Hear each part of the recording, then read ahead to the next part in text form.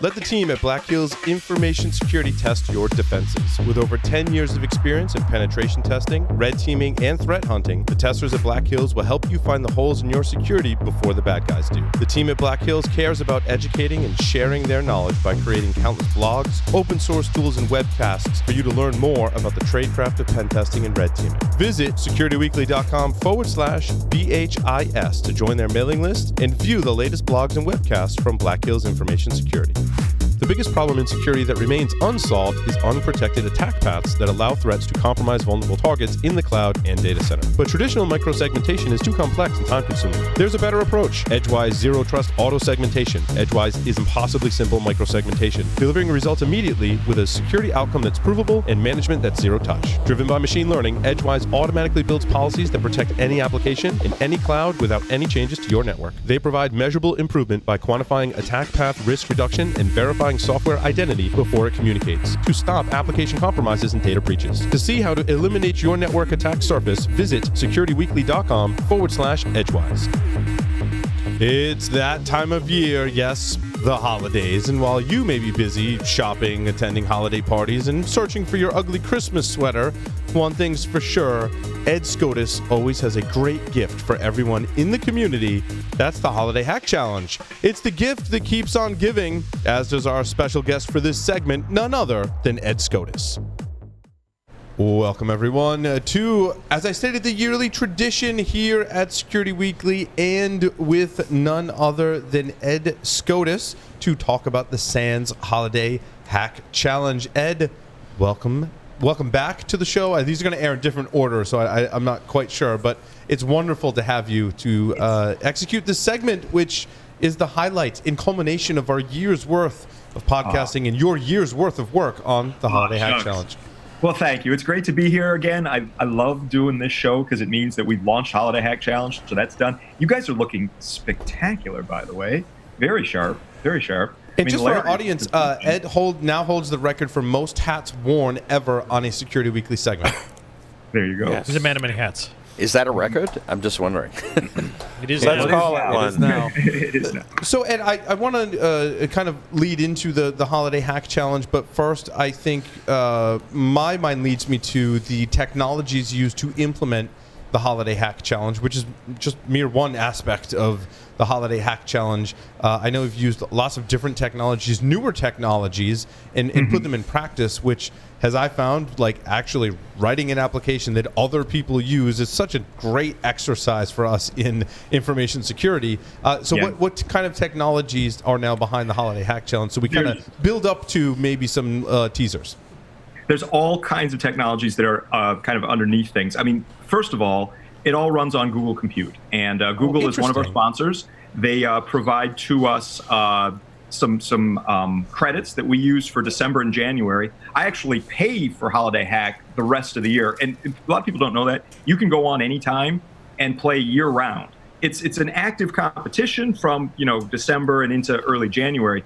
But if you want to practice, you can do that in February, March, or August, or whatever. So it's Google underneath. And then on top of that, we use a whole bunch of different technologies. We use Redis and RabbitMQ to pass messaging systems around. So you have two messaging servers? Queuing systems, I should say, right? Is that a more accurate term? Yep. That's interesting. And then on top of that, we've got MongoDB. We've got all kinds of different browser technologies. I mean, fundamentally, what we are delivering down to you is mostly CSS with a lot of JavaScript in it. Right. HTML5 permeates because we want it to work from pretty much every browser. Now, is that like a React framework or Angular, or it's React? Yep, it's React. Okay. Yep. That seems to be the de facto standard today for building an interface. It is, yeah. And it, Evan Booth does all that development within React for us, and he's in charge of the world building. I mean, he and I work together all year round to kind of conceive of what it should look like, sort of look and feel. But he's the guy that makes it all real, and he does a lot of the artwork on it too. We do have other artists that are working as well. Now, Ed, I want to ask you, as we make decisions here at Security Weekly and talk to customers and enterprises and solutions providers about, do you build the application yourself, maybe put it in a container and then host it on the cloud in various aspects, or like, a queuing system, as we mentioned, do you use like Google's hosted queuing system. Maybe We don't. Right? No, You build we it use our yourself because there's a trade-off between control and cost and maintainability, right? That's right, exactly. You know, we had a massive debate at the beginning of 2019. Should we continue to kind of roll our own game infrastructure, or should we just either buy or use one of the free ones? If you remember back 2015, 2016, we actually used BrowserQuest. And we kind of pushed it as far as BrowserQuest could go in a large multiplayer game. And then we started rolling our own. And we kind of revisited that. It was me, Josh Wright, Evan. We got input from a lot of the other folks on the team. So Evan Booth, Ron Bose was involved in that conversation. And we decided to continue using the same engine we did last year for this year. And that helped a lot. Right. The difference is, though, if you use an off-the-shelf framework, you can hire people or contractors that already know it. Right. Whereas if you use your own, you got to kind of train your own people into how to use it. But that's what we did, and I'm pretty happy with the way that came out. We'll probably continue that for the 2021. So, Ed, question: once you're given some of the game engines and so forth, once you're done with the current game engine, you move on to the next generation. Is there any thought about open sourcing and making open to the community the current game engine after it's had its useful lifetime and you've moved on to the next? You had asked that last year. I remember it distinctly. And the issue is support. And you say, well, you don't have to support it. No, I agree. That's a football. You do. And we'll back you up on that, Ed. Anytime you put something out there for free, people, even though maybe even the folks won't even think, I won't ask them for support, but they run into issues and they have an expectation that someone's going to help them fix it. And they use it for something that's like near and dear to their heart, and then the thing crashes or won't work, and they're stuck. Yes. And of course, you're a horrible person if you don't help them. So that's my worry. Is it already takes a lot of doing to get Holiday Hack Challenge out the door. If we were to, open source one of our previous things, we'd have to support that. And then now we're supporting legacy stuff where we're trying to develop on new things. That's the difficulty there. And I see that and I ask that question because of like the former Doom engines and those types of things, but I never actually looked to see what level of support they offer and those types of things. And in the last year, having picked up a lot of 617 development, and the struggles are real, and some of the projects that I'm interacting with and using, and But the motivation isn't. I mean, we did a segment on arcade games, right? And if you look in the history of gaming, a lot of larger gaming companies that have acquired the intellectual property rights to games will keep them closed and sue everyone who even makes anything close, just because that's their business model. But what Ed's saying, I think, hits on something that is somewhat unfortunate in our industry, that we're reluctant to release things open source because of the demand for support with nothing in return. Right. And it's not our business model. I mean, our business model for Holiday Hack is to give it away free with the hope that it helps the community. I mean, it's our gift to the community. And, the team works really hard to get that thing out the door. And adding a bunch of additional work on support for it, I think, would actually hurt what our actual mission is, and that is delivering the best challenges we possibly can as part of Holiday Hack. So let's talk about how you develop the story. And I don't want to know the story. I mean, as much as you're willing to tell us, I don't want to spoil it for anyone, obviously. But as we've talked about in previous years, I'm intrigued at the process of how you develop the story, right? Because when I watch Star Wars and Marvel, I'm just like enamored with, like, someone sat down and actually like built this whole storyboard, right? And obviously the amount of content that Marvel has is not what's built in the Holiday Hack Challenge, but it's a similar model of I have to develop characters, I have to develop a plot line. There has to be intricacies to the plot line that make it interesting for the audience, right? How did you develop all of that? Yeah, so it's kind of an interesting story. I always say to people, Santa Claus calls me up and tells me what's happening at the North Pole, and we write it into our storyline. That's more or less how it works. Practically, so you have a call with yourself. That's right. So practically speaking, though, it starts over a year in advance. Most of the storylines take 13, 14, 15 months. I've spent much of the last 6 weeks working on the 2020 story. I was just going to ask that. My team is finishing building the 2019 world and the challenges and the environment. I'm working on next year's story. And we take some cues from different movies. I mean, if you go to Holiday Hack Challenge 2015, it was heavily influenced. We called it Gnome in Your Home. So it's kind of based on Elf on the Shelf, but with a twist of Cindy Lou Who being the supervillain. So you got kind of a Grinch thing in there. So it's interesting, as I presented this year and talked about borrowing from the past, movies in general borrow from movies in the past very heavily. Some are very obvious, others not so obvious, right? Star Wars, I mean, is huge. pretty much completely borrowed, right? Yep. Right. And that's wonderful. I mean, I love that. It's not a bad thing, right? I think we need to establish that. It is not a bad thing. Correct. It's everyone borrows. Josh Wright did a presentation a few years ago. I saw that one. Yep. Yeah, where he's talking about, hey, That was the inspiration for my talks. Yep. that's great. Yeah, don't think you're so good by because you say you don't borrow from people. Everybody borrows, and you do. You're just not admitting it. And he used the example of some of the Led Zeppelin songs and how much they borrow. The ironic part is I borrowed from Josh's talk about borrowing from other people. I think that's awesome. Josh Inception. Yeah. Awesome. So back to how the story develops. In 2016 we had some Doctor Who stuff with a lot of Star Wars holiday special things in there, but it was last year that really kind of opened things up for us because we based it on everybody's favorite Christmas movie, which is Die Hard. Now, I don't want to get all controversial, but there are some people, I'm not among them, who think Die Hard is not a Christmas movie. So there are two types of people in this world: those that think the Die Hard movie is a Christmas movie, and those who are wrong. I put myself in category 1 just for the record. Right here, I've got the shirt right here. It's a Christmas movie. So, and I have a shirt that says Die Hard is a Christmas movie. Yeah. Ho, ho, ho. Right. Now I have a machine gun. Yes. Favorite line. Yes. So, but what doing it in the Die Hard movie last year allowed me to do mentally is we can put Christmas themes into any movie that we want. And when you get into Holiday Hack Challenge this year, you're going to Elf University because Santa Claus had 17,500 people in Holiday Hack Challenge 2018, and the castle was packed. So we went to the biggest venue in the North Pole, which is Elf University. So in my own brainstorming, it's like, we need a bigger venue. Well, what would be the biggest venue in the North Pole? Well, Santa Claus told me it's Elf University. Let's host it there.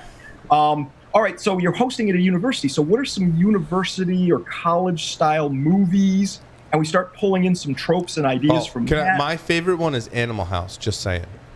I did look at Animal House and thought about that. Not very appropriate for a wide audience. Larry was talking about, right? His your daughter, right? 12. Although, if we just take some ideas and some tropes from a movie, as long as we do it in a careful, family-friendly way, the movie itself might not be super family-friendly. And I don't want to give anything away, but this is based on a movie. I believe it was rated PG when the movie came out, but it's not rated G.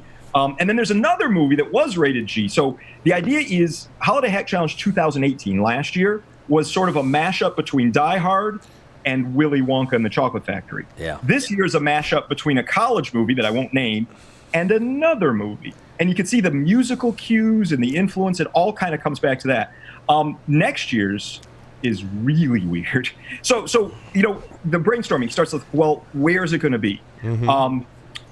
What's the sort of dilemma? Why would someone try to destroy the holiday season? In all good plots, there needs to be a problem or challenge, right? Inside the plot. Yeah.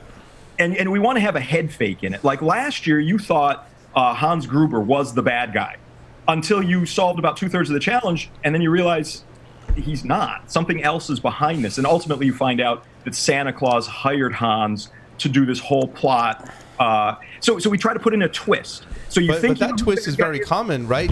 We see that in Marvel, and we see that in Star Wars. That what if there's people that write up whole articles, write really long articles about what if the bad guys were really the good guys in these plots, which I think is awesome. And right? what if the dumb ones are really Jedi, drunken style? Yeah, we did one a couple years ago where I was trying to make it look like Rudolph had killed someone.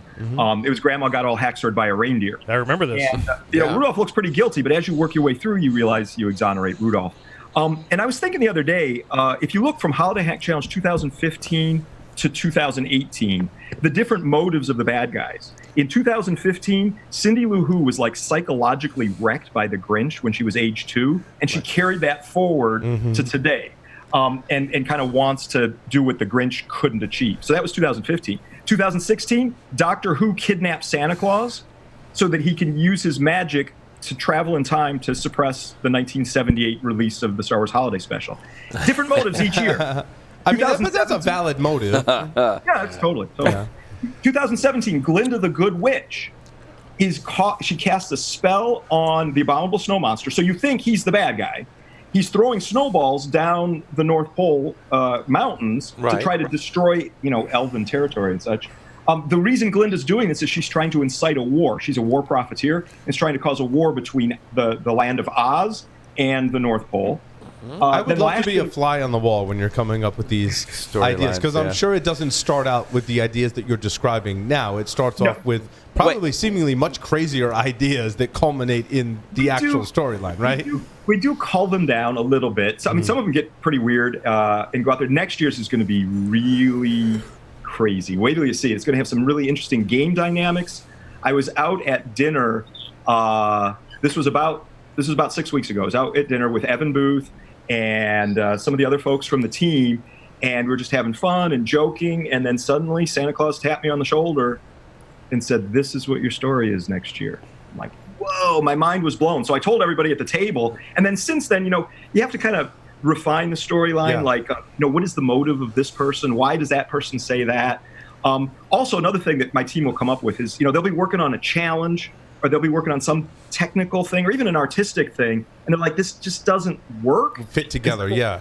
We can change the narrative. I mean, by changing the narrative, we can incorporate or explain away this or that aspect of it. So, I'm responsible for the storyline, and then Josh Wright and I work together with Chris Elgie a lot this year to integrate the challenges into the storyline. And we really do sweat the dialogue that each character says. I try to make it minimal so that you don't have to read a lot, but I'm very long-winded, if you couldn't tell already. Have folks pointed out plot holes? Because my kids, well, I'm a nerd, right? So I shouldn't put this. I love Marvel and Star Wars, right? And my kids have been watching lots of Marvel and Star Wars, and therefore I get into it even more so, right? And then I start to read and look at plot holes. Have people pointed out plot holes in your storylines? They have not, but that's not me throwing down the gauntlet, because it'll probably break my heart. Before we launch, though, Josh Wright and Chris Elgie, they'll come to me and say, this part of the plot, I don't understand that. Why is that happening? Why is this person here? We also very carefully position each character inside the world, the non-player characters. We put them in there to encourage you to explore, to interact with them, to interact with other people. The placement of pretty much everything is quite purposeful to try to tell the story, encourage you to interact, and then, I mean, we don't want to take the focus off of the actual challenges themselves. So the challenges are what it's all about, and I do think this year, I think these are the best challenges we've ever had in Holiday Hack Challenge. I think it's the best music we've ever had in Holiday Hack Challenge, because I commissioned. What number is this in terms of number of Holiday Hack Challenges? 17. Okay. Wait, so this is version 17 that it will be played this month. It's running right now. Okay. Yep. Oh, so you've already made the game live? Yes. The game is live. Yep. Okay. It's been live for almost a week now. Awesome. And you delivered ahead of schedule almost, right? Yeah, we launched right when I wanted to launch. That's awesome. I do want to launch ahead of schedule. That's every unheard of, because every time a developer tells me that they can meet a deadline, I just add 2 months, off the top, right? It's the hardest thing to get this thing out. It is. Because it's a video game.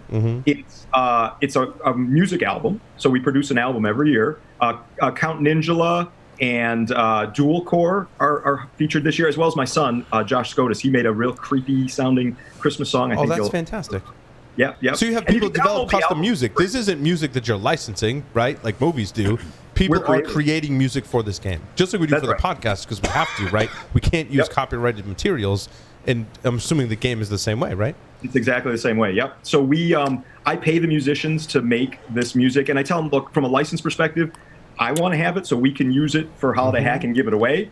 And you can have it too. We're essentially forking it. So, if Angelo wants to put it on an album someday, he certainly can, or Dual Core if they want to perform it publicly, absolutely. And we also have a bunch of artists that work on it too. We have a character artist. Her name is Annie Royal. She did some really great characters for us. We got a whole bunch of new elf characters, new Santa Claus characters, and some other folks that live at the North Pole. I don't want to give anything away, but they're kind of cool. We also have a layout artist, Kim, who does really incredible stuff. She created the crest for Elf University. And if you go to the holidayhackchallenge.com, that's where it is, and it's all free. But if you look at the crest, look at it carefully. I don't know, you guys buy a computer or something, go to holidayhackchallenge.com. You'll see Elf University. Do you notice anything about the crest? We're all doing it right now. We're all doing it right now. We're hitting the website. There you go. Yeah. So, first of all, there's some Latin at the bottom of the crest. And I don't know if any of you There Latin is. scholars, but we used Fiverr to get that translated on to Latin. But putting aside the Latin, do you see anything else in that crest? I see some birds. I see a Christmas tree. I see some holly, like a holly thing going. Yeah. I see Do a you see present. Holly at Some, the top. are those doves? I see a UPC barcode. Are those, Yes! It's a UPC Very good. barcode. Very Yeah. good, Jeff. Do I That see was Jeff. do I see an all-seeing eye Oh, in the background there? you think? from a dollar bill, maybe? Wow. What do you think that Latin motto means? So this is Santa Claus running a university at the North Pole for the elves, trying to encourage the elves to make sure they study hard all the time. Well, I mean, we could use a Latin translator Google for Translate. that. Yeah. Google Translate won't quite nail it, but maybe it'll get you close. Yeah. Oh, of course, Ed has tried that. Well, right? while we're doing this, Ed, You threat modeled your own game, essentially. Right. is Oh, what you're man, saying. Ed. I will say that I hate to point out the obvious, but you did say you thought last year's was the best one ever as well. No. But Well, that's true, and we're getting better. they're getting better. Yeah. So the neat thing about this year's challenges is they're much more diverse. There's a lot of defense, so cyber defense. There's a lot of defer challenges. There's a lot more different technologies. There's Deep Blue CLI, Rita, Splunk wrote a challenge for us. Oh, that's fantastic. Yeah. And you access real Splunk. You go out to Splunk in the cloud. You use it to do analysis. It's so cool. So there's such a diversity of challenges. There's also some hacking too. We got some really cool, powerful SQL injection stuff. We've got some really neat things on reverse engineering to find software flaws. We have, this is so cool. We have 2 challenges associated with machine learning. One of them is offensive, so you have to train a neural network to be able to do a certain kind of attack. And then another one's a defensive machine learning-based challenge. As far as I know, this is the first CTF that has machine learning challenges, both offense and defense in it. You know what I love the most is that you're bringing some sexy defense into the challenge as well, because traditionally there's always been, the offensive challenges, and we love that. A penetration testing community, we think that's awesome, but we all know realistically that a tremendous amount of the industry is on the defensive side. So it's fantastic. And even if you're offensive, you should know what the defenses are and know what kinds of things your actions are going to generate in the logs. Exactly. And you can learn that in Holiday Hack Challenge. So I think it's the diversity of our challenges that made this year's challenges the best. And second, I think the music is the best, because the music, this year we made the storyline finish a lot earlier. I finished writing the story July 12th. And so we were able to send the story to the artists, the video game folks. I sent the story on July 12th to the musicians saying, hey, I need a song that sounds kind of like this or that feels like that. The artists are great to work with because, I ask them for certain specific things, and they do try to create it, and they make it better than I even am able to imagine, right? It's like, here's what I think it should be like, and then they come back with something that's like, you top my expectations completely. I think our story's fun this year. I hope it's one of our best. I won't say that. I want to go back to that because I think there's a lesson in there for leaders in any type of organization, right? You've given clear direction. You've defined your vision so well that when folks execute on that task that you've delegated out, they've exceeded your expectation. That's a goal myself and many others want to achieve as a leader, right? And is that really about preparation and defining the having that story so well defined that others can execute on your vision, it sounds like? I think that's a big thing, but I also think it's due to the capabilities and techniques of this team. They're really skilled individuals. They know their stuff. Total, there's probably about 25 people that are working on Holiday Hack. Well, that's the thing, right? Getting the right people on the bus in the right seats, right? We talk about that a lot on Business Security Week. Yeah. And then part of it's we've worked together for so long that the folks kind of understand what we're doing. But I will tell you, it comes up. We were working on a challenge. What was that? That it was one that Deviant Olaf conceived of. And when you get in the game, did you say Deviant Olaf? He did. Olaf. He pronounces his name Olaf. Yeah. Oh, Not I thought it Olaf. was Olaf. Yeah. No, it's Olaf. Oh, Olaf. okay. I see. I see. There's an online thing where you can push play and you can hear him say it. Anyway, Deviant. that's awesome. Let's just say that. Deviant conceived of this challenge, and one of his associates, Brett Lever, implemented most of the challenge for us, and then we had to integrate it into the game.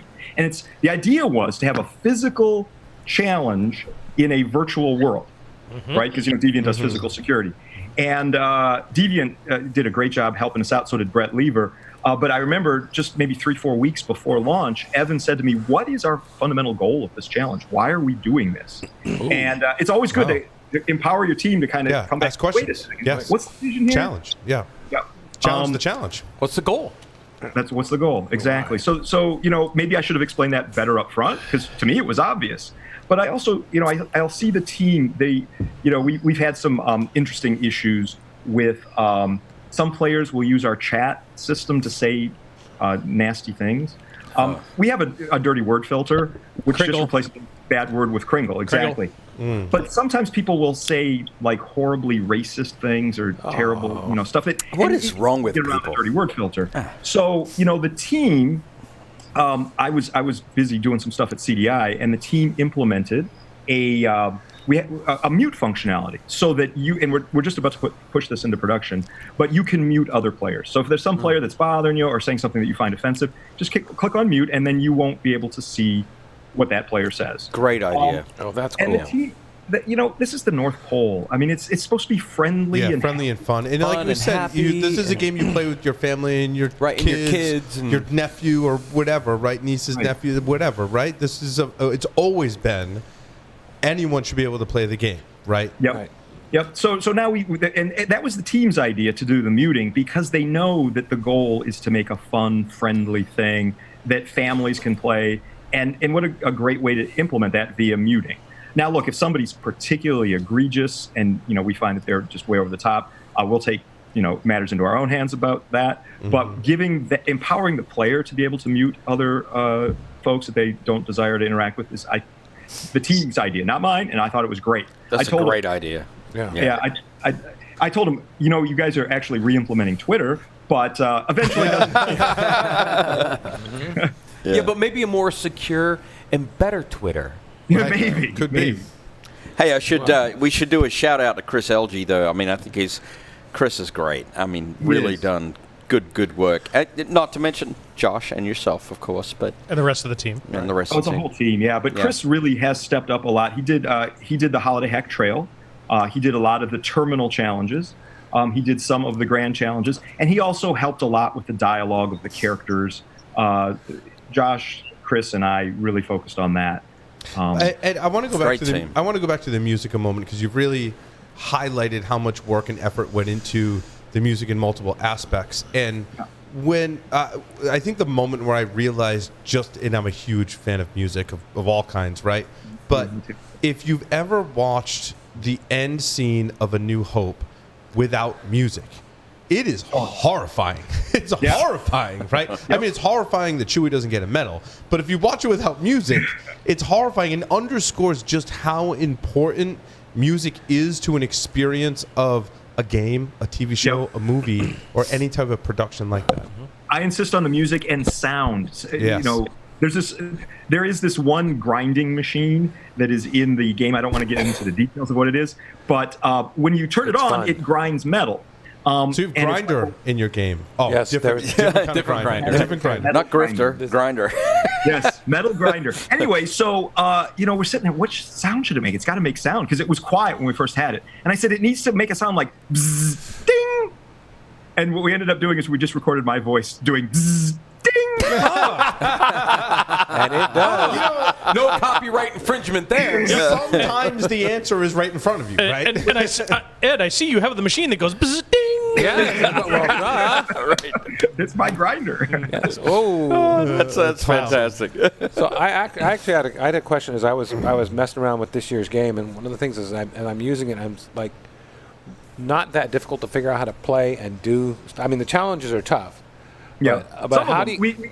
we have some easy challenges, and then they ramp up. Right. So I'm just thinking, how is it you set up the user experience, so they don't feel like they got to go read a manual to actually even start playing the game. Yeah, how do you make it not be Myth? Was it a game called Myth? That's kind of the level of question. Mist. Was it Mist? Mist. Mist. MYST. Yeah, so Yeah. because that was I was thinking, wow. Again, there are a lot of folks on the team that focus on that. You know, Evan really wants to keep a minimalist UI that is very intuitive. There's not like a lot of buttons all over the place that you have to click. There's not a lot of hidden functionality. It's one thing that annoys me, you know, like on some of the modern devices and such. It's like, well, I didn't know that function was there. I remember Mike Poor, our good buddy Mike Poor, one time, when they first released the iPhone, and he was saying, you know, it's a neat calculator, but why wouldn't they put a scientific calculator on it? And I said, Mike, Turn it sideways. Turn this on. Yeah, exactly. but if you didn't know that, how would you ever know that? Right. Yeah. Right? Yeah, I it's read an annoying. article- Swipe left, swipe right, swipe up, swipe down. Just Yeah, find we all tried the Double hidden tap stuff. the screen. Yeah, that's like the whole, double that's the holy emphasize. grail, Hold though. the icon. To, That is the holy grail of user interface design, is being able to develop something you don't need a manual and a tutorial and 50 help desk support people just so people can actually get it off the ground. Right. Because you see games like that all the time, and they get terrible reviews because they come out and they look like Europa Universalis 37 or something, and it's like, well, week 15, you finally figured out how to log in, you know, Well, and then it ruins the experience if you have to be so frustrated and like not read anything about the game. I just want to play the game, and it takes 15 weeks to get past level 1. Right. Yeah. It also ruins the game if you are stuck and you have to go read a step-by-step manual that walks you through the game. To me, that ruins the gameplay. The whole point is to let the Why are user you playing? on their own, right, go through the journey without any help. I think tips. Certainly or creating your own Lua scripts. yeah, but Ed can speak to this, right? Like tips inside the game to help advance gameplay is probably where you want to be versus an external resource versus the user getting so frustrated they walk away. Right. Yep. So what we're going to do, so we really do try to make this really simple to use, very intuitive, because the focus should be on you exploring, you interacting with other people and non-player characters, and you working on the challenges. We don't want to take the focus off of the actual challenges, and the whole thing is a learning experience. We have lots of hints in there. If you click on an elf, the elf will start giving you hints. Sometimes you have to help the elf solve a little problem before they'll give you hints. But the whole idea here is to create a learning platform for people and to make it as high a quality as we really possibly can. We do sweat the details every year. I mean, I want it to be better and better. But yeah, the UI of the whole thing, or the UX, if you want to call it that, is really important to us. And Ed, now you have the problem of how do you outdo yourself year after year? Wait till 2020, baby. And more importantly, I'll wait for 2021 because how will you outdo that? I don't know yet. I don't know. There's actually a really interesting thing that was released, I don't know, a few days ago. It's a little bit of JavaScript that somebody put on Git. And right now, when you're in Holiday Hack, you can see all these other players. And sometimes if a room is very cluttered because there's so many people working on a given challenge, you don't want to see them, you don't want to interact with them, or you want to take a selfie with Santa and somebody keeps walking in front of you. So somebody released a little bit of JavaScript. It's only like 6 or 8 lines of code. They call it Thanosify or Thanosify. It makes all the other characters disappear. Nice. Now wait, before you can use that, do you have to collect all of the Infinity Stones? And have the glove forged in the forge, right? But I thought, what a cool thing. And this is, to my knowledge, the first time anybody has actually created and released an extension. Again, it's just JavaScript. You paste it into your developer tool console of your browser, and it'll run in there. So that was kind of neat. Related, why can't we have shoes? That was from Die Hard. I know. That was actually because last year was Die Hard, so nobody gets shoes, right? Right. That's awesome. Willis doesn't get shoes, you don't get shoes. But the theme isn't Die Hard this year. It's not. But we Shouldn't you carried get that elfin shoes or slippers or something? No, the idea is we're building out a universe here, and the stories are kind of building on top of each other. That's right. There's a legacy here, Larry. Got it. and the theme is no shoes. No shoes. I mean, that's So last year, Hans Gruber mentioned Cindy Lou Who and Doctor Who. So they're kind of going back to the mythology and history. Who? The previous villains that we've had. Gotcha. It's an homage to all great movies. Star Wars being the shining example of making references to previous films or previous, in your case, iterations of the game. Yeah, we're trying to do that. It's been, the thing that really amazes me is how so many people participate in this. I never expected it. When I first started writing these things 17 years ago, I'd spend about half a day writing it, and I'd put it up, and 200 or 300 people would look at it, and maybe 30 or 40 people would solve it, and that was it. And then it just kind of built and built and built and built. I started having some of my interns help me with it, Tom Hessman and Yori Kvichko. Then Kevin Johnson and I wrote one several years ago. Then they became like it'd take a day to make one, or a week, or a month. And now we are developing them year-round. In fact, we already have an interesting challenge for the 2021 that we've conceived of. Josh Wright is working on some more of those challenges. I've talked to Evan Booth about how the game should kind of look and feel in 2020, so he's working on that. The storyline I've already documented and started to share with the team. And the thing of it is, we did the same thing, last year. Just now we're trying to shift things up even earlier, a few months. Interesting. And With no shoes, you can do a Home Alone story too, because they lose their shoes in Home Alone. That's true. We still get a lot of requests. People say, "Hey, could you put Home Alone, 'cause it's a good Christmas movie, or National Lampoon's Christmas Vacation?" People ask for Gremlins is a common request that people get. And, I put them kind of in the hopper. It's not like I'm ever going to commit to doing a specific one. It all kind of depends on sort of what kind of pops to the front. People have been asking for Die Hard for about 4 or 5 years. And then finally, last year just kind of popped. Hey, here's how we can make this so that it's based on Die Hard, but still kind of a compelling, thing that fits into our mythology. Silent Night, Deadly Night.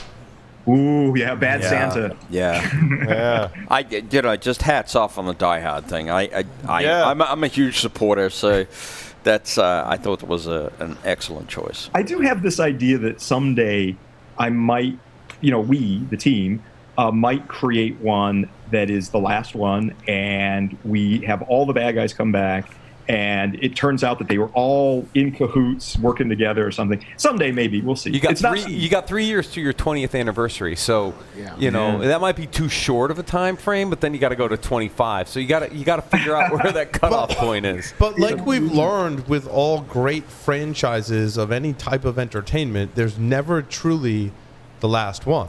Return of the Jedi was supposed to be the last Star Wars, right? Endgame was supposed to be the last Marvel movie, but there's more Marvel movies to come. There's more storylines to explore. And if you it can never be. I mean, Spock was supposed to die, right? Yeah. And he did die. He did die and came back, right? You control Like every the good narrative. comic book story, he came back. Yep. Right? And if you think the release of today, the release of the new Star Wars movie is the end of the story arc, you're sorely mistaken, because Disney paid way too much money for that franchise. Yeah, that's not going to end anytime soon. I mean, they brought back Full House, okay? Let's just Full House, right? Oh. I mean, they're not going to stop till there's a Jar Jar Binks spinoff on Star Wars. So, oh my goodness! Like episode 35, Jar Jar, the backstory. I had a question for Ed. I know you're a fan. Yes. So, Yes. I didn't see this last year, but is the KringleCon swag new this year? Oh, we had that last year as well. Yep. So we have a booth in KringleCon. Please note, we don't make any money, or Santa doesn't make any money when you buy a KringleCon shirt or a mug or anything like that. We've got stickers. There's KringleCon stickers. We negotiate with the company that does the fulfillment of that, and we said, we don't want to make any money. You do what you got to do.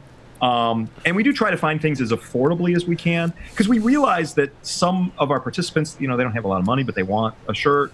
Or we also think a lot about what is the computing capability of folks. What if they're in a part of the world where they can't easily get Windows or or an up-to-date Windows machine. We think about that a lot.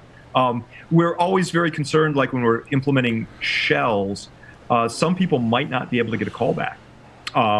Because they might be behind a firewall or inside a school or something like that. So if we're ever going to do it like a reverse shell or reverse HTTPS stager, say, we always have it within the game. So you're shooting it back to a system that's already inside our environment. Very clever. Yeah. That explains why the prices are a little unexpected. Not $4.95, but $16.29 is kind of a weird price. But when you take out all the added fees and stuff and get down to the base. That sounds about right. That's Yep. It's Yeah. really cool. Yeah, I hope you like that. And, we do have some additional booths this year. Yeah. There's a booth from Splunk, and we gave them that booth because they wrote a challenge for us, which I thought was really nice. There's a Google booth. We had one of those last year because they're providing the hosting for December and January. Also, SANS Technology Institute, that's the SANS College. Yep. They wanted a booth in there, too. Next year, we might go with some more booths. We'll see. But it seems like to add a nice dimension to it, and it is, sort of a conference, right? And having vendor-sponsored booths seems like an interesting and useful thing. I think a good booth for next year would be Evan. I actually had Evan. I did. I said we need to have an Evan booth, and I was going to make it, but I never got around to it. I did the artwork for the booths. I made the badge. Did you see the badge? I did. Yeah. Yep, that was me. We wanted a very simple badge. Last year it was Christmas trees. This year it's just like a peppermint kind of thing. And if you're an alumni, it's green and red peppermint, spearmint, I guess. Whereas if you're not an alum, this is your first time, you just get a red and white badge. Ed, are there technical things that people should or can prepare for before they do the challenge? Or is the challenge designed that you run into something and then that's the opportunity to go learn? But I guess that's also dependent on like winning or not winning and how important that is to you and like what you get out of the challenge. Like winning is one thing, right? But the learning experience is another, and you can take your time and learn as you go, right? And for most people, it's the second thing. They're learning as they go. And we're trying to introduce people to new technologies. Like I said, this machine learning stuff. And I do hope, look, there's 17,500 people that play. Right. We have about 10 prizes. So for the vast majority of people who are playing, they're not playing to win. They're playing to learn and to be entertained. And really, we are taking skills that we develop ourselves at Counterhack in our penetration tests, in our expert witness work, in our defensive consulting, in forensics projects. We take what we've learned over the year and we try to create challenges based on that. That's what keeps it fresh, right? Yeah. It's constantly evolving into the challenges that have to be solved as part of the game, because as we all know, this stuff is evolving all the time, right? So if you're not bringing in those new capabilities, techniques, etc., to learn, then nobody's going to learn kind of the latest and greatest issues that are facing us. Well, I was just going to comment that that aspect is what I love about the Holiday Hack Challenge the most. Because it even for those of us in the industry, we learn from each other, and just playing that and enjoying that. There's some things we know. There's some things like, oh wow, look, Ed's team has encountered this. I've not seen this. It's really cool. It's great to hear. Now, I love hearing them. Ed, are there people that try and hack the game outside of the scope of the game, and do they responsibly disclose or not, and have you run into those issues? We have had some people find some security issues within the game in past years, and they've all been wonderful to work with. That's great to hear. That's encouraging. Yeah. To us. And we try to give them props too, right? Hey, they found this very interesting, very cool thing. And then sometimes people will think they found something when it's actually meant to be that way. Sure. I suppose you can always just lie and say, well, we meant to do that. No. There's an ethical on both sides, right? The players and the game creators. There's an ethical standard we have to live up to. No bug bounty program for Counterhack Challenge. Well, like Ed said, we have no credit. budget. I mean, but it's credit. But to the point, there was a debate way back in the 80s, right? Should the person who programmed the game get their name on, back then, the box that you went to the store and bought that was the game, right? Yeah. And Ed, I'm excited to see that you've done that for this challenge, right? Everyone who is involved with the challenge is in the credits. That's something that was very much lost when you played a game. You had no idea who the true. developer was. Sometimes you did early on, but big corporations got involved and were like, the developers are just the developers. And to me, that was the wrong aspect. You've put the people who are involved from soup to nuts on the website. These are the people that deserve credit. Yeah. They're on the website, and if you complete the whole thing, and so far I think we've had 24 people so far complete the whole thing, and that's of thousands and thousands and thousands of players. But there's a really beautiful credit scroll at the end. Oh, nice. It's just so nice, and the closing song. Now, the thing of it is, you can download all the music now. Right. And if you download the music, you can probably tell what the closing song is going to be. Sure. Um, But don't do that, right? Yeah. Try and complete the game before you do that, right? Well, it's up to you. Some people want to play the game and listen to the music when they're in different rooms than what that music's been assigned to. So different people do it differently. Oh, we do have another thing that's been happening, sort of a phenomenon that's just kind of grown up. And we're going to kind of try to encourage it even more next year. And that is people hosting holiday hack parties. That's fantastic. That's not a thing. And they should live stream them, right? They should live stream the screen. Yeah, Twitch them. Yeah, YouTube. There you go. Twitch, So last week, one happened in Frankfurt, which is very cool. And so that's Germany. Oh, yeah. One in New York City a couple of nights ago. I went up to that one. There was one last night in Perth, Australia. Oh, fantastic. Did you go to that one? You should have gone to that. You should have gone. You should have gone in. It'll take you a whole day to get there. Well, you should have sent John. Should have sent Yeah, John. I would have gone. I would have volunteered. Yeah. You know. Yeah. So next year we are going to maybe write some blog articles about how to, suggestions or tips for how to host a party like that. That's and maybe great. put up a bulletin board so people, if they're hosting one, they can kind of put it on a bulletin board and other people can see it. You should sell. You should sell a kit to make nonprofit. But you sell a kit of stuff that you can have at your party with shirts and Coins. That's kind of cool. Yeah, that's a neat idea. I hadn't thought of that. But something where you could just kind of get a whole starter I kit. would encourage people to do it, and it would give them some things for doing so. And to that point, Ed, is there, other than inside the game, is there a community, a Slack channel, that kind of thing, a Reddit, whatever? There's some different Reddit threads that are on it. Also, Central Sec has a Slack channel that they call SANS, and it's all about the Holiday Hack channel in Slack. So my team pops in there periodically just to see how folks are doing. One of the things that we're going to do next year, we're not doing it this year because we didn't think of it. But some of the folks on our team were kind of walking around inside Holiday Hack, and some of the players started saying, "Are you a mod? Are you a mod?" Because we're offering to help. And, and I'm like, what the heck's a mod? Turns out it's a moderator. Next year, we might have a slot for volunteer moderators. Just people who, might work a shift or something like that. And your job is to kind of walk around in the game. And if people seem stuck, offer them some help. Some people are just doing that now, normally. But next year, we're going to have like a formal position of moderator. We also have the coolest thing. This is Kringle Con, right? And some people do ask me, what is Kringle Con and what is Holiday Hack? So Kringle Con is a virtual conference that happens in conjunction with Holiday Hack. So you can go into the Holiday Hack world and watch the Kringle Con talks. And many of those talks are about topics that you're going to have to solve in the challenge. Oh, you interesting. See? Yeah, so did you have folks pre-record talks that they can watch specific to this year's challenge, correct? Yes. Yep. About half of the talks are associated directly with challenges. And it's pretty clear. The elves will give you a hint saying, if you want to learn how to conquer this challenge, go watch that talk. Look at KringleCon. Awesome. Right. But one of the things that we came up with this year is we call them Kringle coins. So we have a challenge coin for everybody who worked on Holiday Hack Challenge this year. And they're really beautiful little coins. I don't know if I've got one handy. Did you do your ICO, though, officially for it? Oh, sorry. What's that? Your ICO. Initial coin offering. The initial. You got to do an ICO. If you're going to do coins, you got to do an ICO, baby. No. A challenge coin, not a currency. They are not currency. They're not cryptocurrency. They are challenge coins. And if it's the one that I think of, I saw what pictures. A concept. I saw pictures of this coin on Twitter, and I'm like, I was hoping you were going to be in studio and bring that coins. could be a new element to the game. There would be he's going to go find one. Instead of Bitcoin, it's Kringle coin. Well, we lost Ed. He's going to get one. He's going to get a coin. Here he comes. Well, Ed's gone. Oh no, he's back. He's back. So check it out. First you got to see this, okay?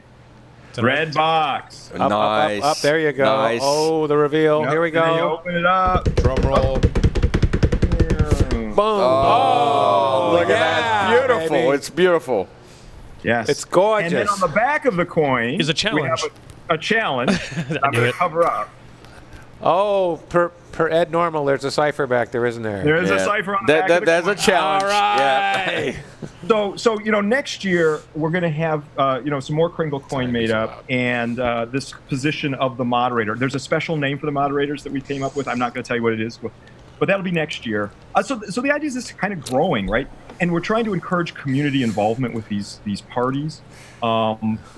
It's just like I started to say before. It just astonishes me that people really want to play and do this stuff and learn from it, and it makes us feel really such joy. My whole team, me, the joy that people get from it, we feel that, and it's great to see. It's like you always said, Ed, if you give back to the community, they will give back to you in a number of different ways, right? Mm-hmm. Even just the satisfaction of I've helped 70,500 people probably learn something new, each and every one of them, right? We hope so. But if you kind of take this experience and expand it a second, you brought Splunk on.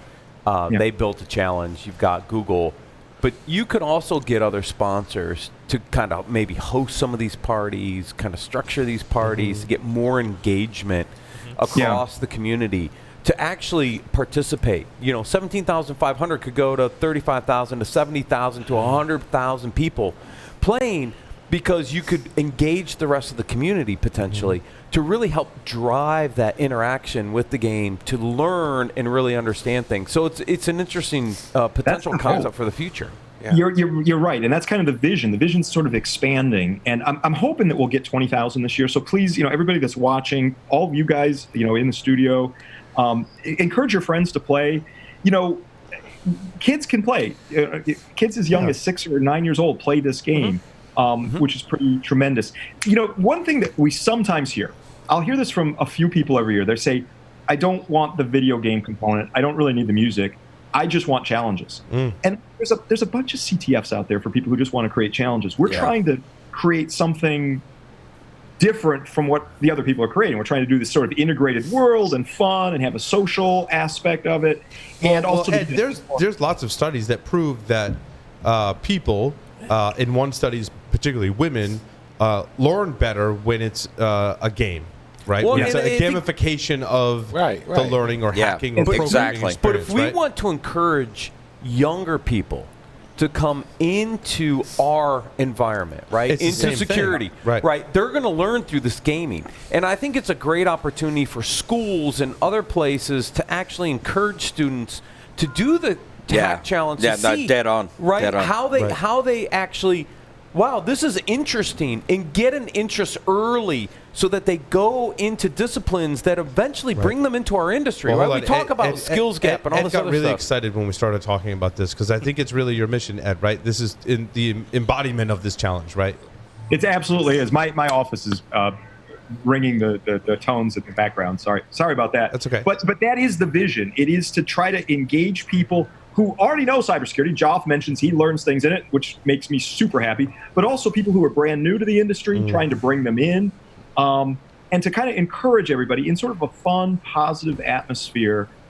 We also want you to kind of laugh as you're working your way through the challenge, like, oh, I can't believe they did this, or oh gosh, I recognize that. That is so true. So another question I had for Ed. I'm familiar with your cybersecurity experts, and when anything goes bumps in the night, you got a Tomzilla. But this thing seems to be self-healing. If it tips over, it fixes itself. Where'd that come from, and what was that like? Tomzilla. There's actually the ops team works really, really hard, and it does come down occasionally. It was down this morning for about 3 or 4 minutes. Stuff happens. There's no negative in the stuff happens, by the way. It's IT. It happens. Yep, the team works very hard. They really do. And I got to hand it. We mentioned all the development folks, but from an ops perspective, Daniel Pendolino has been tremendous, and Tom Hessman has been fantastic on the ops side of this thing, keeping it running.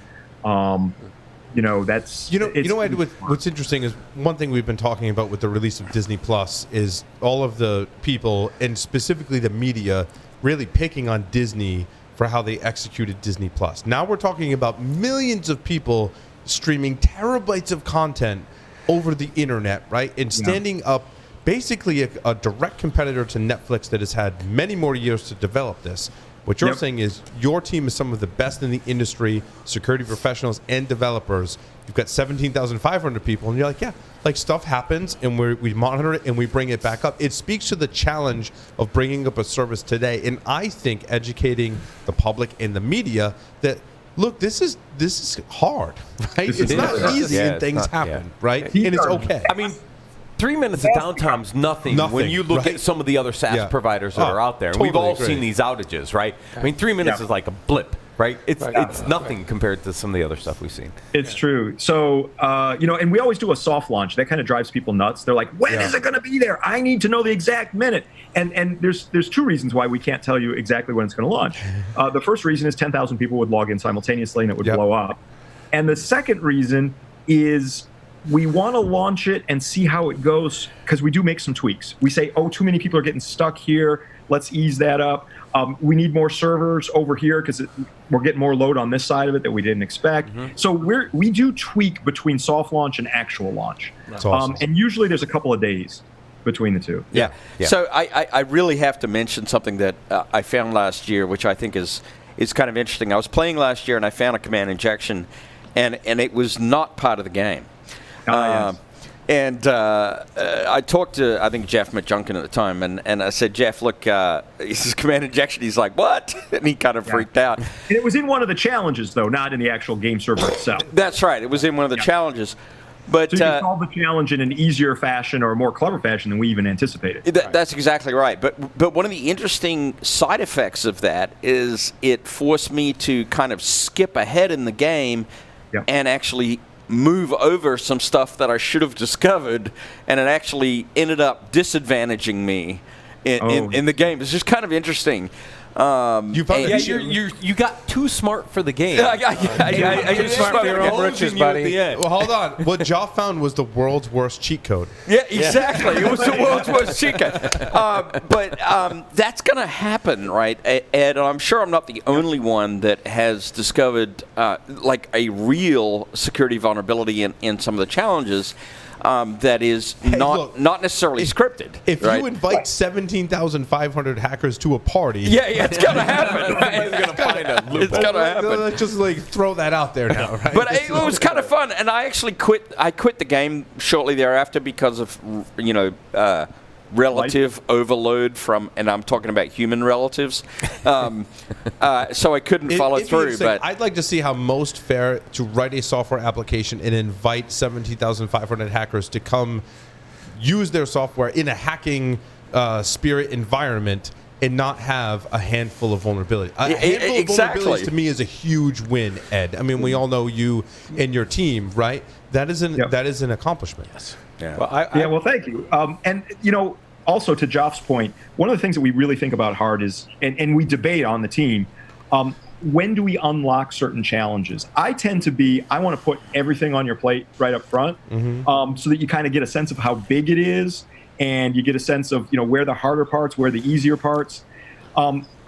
Others on the team want more of a linear flow, like you have to solve this one before you know that one is there, and then you have to solve that one before you know the next one is there. Look, I'm the guy that writes the narrative, so my gut is I want to have it unfold according to the narrative that we've put forth. That said, though, from a gameplay perspective, I want to give you everything right up front so you can see what it is and where it is. We have about 3 points in the game right now. There's 12 challenges, and certain things open up as you get through the different 3 points within the game. The other thing is you talked about gamification and its appeal to young people, and then the hope to appeal to more women. As soon as you walk into Holiday Hack Challenge this year, once you walk in, a song starts to play.